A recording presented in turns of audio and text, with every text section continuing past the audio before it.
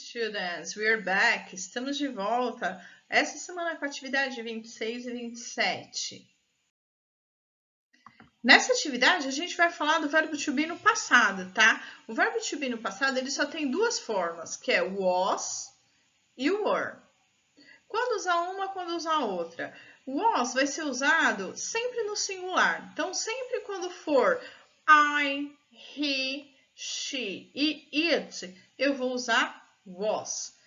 Quando for plural, eu vou usar were. Cuidado, não é were, é were, ok? Sempre quando eu for usar o you, que nesse caso tanto faz, né? O singular ou plural, que you significa tanto você quanto vocês.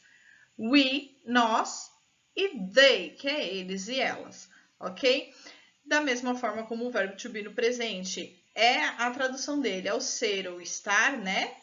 No passado vai ser a mesma coisa. Então, a gente vai falar algo que era, algo que estava, ok?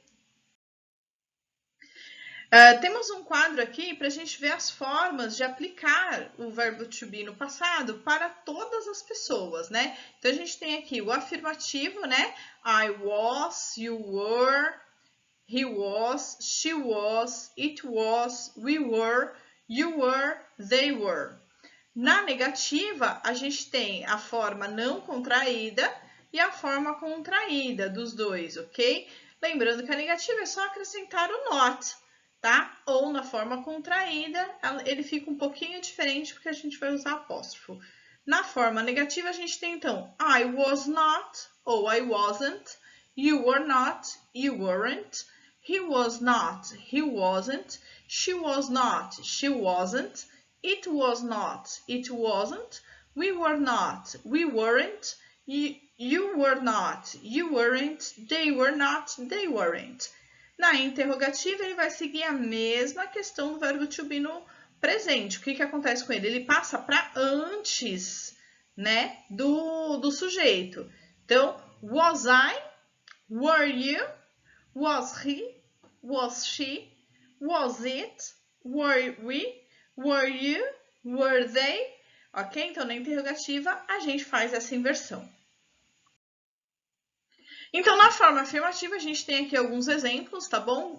Inclusive mostrando o verbo to be no presente e no passado, como é que fica, tá? Na língua portuguesa, a gente tem a ordem sujeito e verbo. Isso não muda no inglês, ok? Então, olha lá. They are at school. Então, ó, sujeito, eles. Are, verbo to be, ok? Complemento, at school. Então, eles estão na escola. Passando para o passado, a gente vai ter, então, o quê?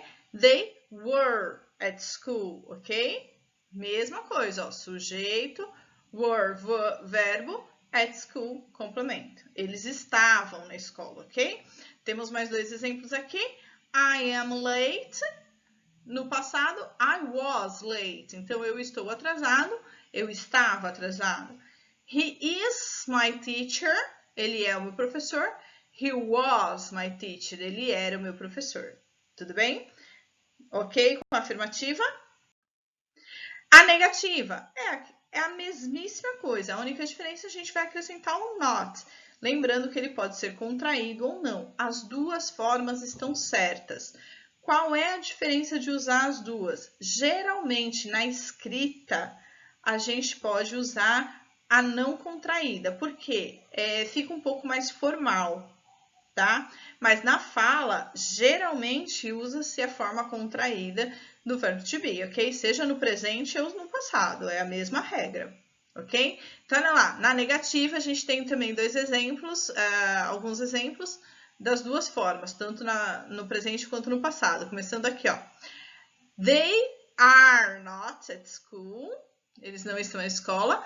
Ou they were not at school. They weren't at school. Lembrando que tanto faz uma quanto a outra, ok? Eles não estavam na escola. Se fosse a contraída do are not, aren't, ok? Só para relembrar. I am not late. Eu não estou atrasado. I was not late. Ou I wasn't late. Eu não estava atrasado. Ok? He's not my teacher. he is not my teacher. Ele não é o meu professor. No passado, he was not my teacher ou he wasn't my teacher. Tudo bem? Simples, não é difícil, ok?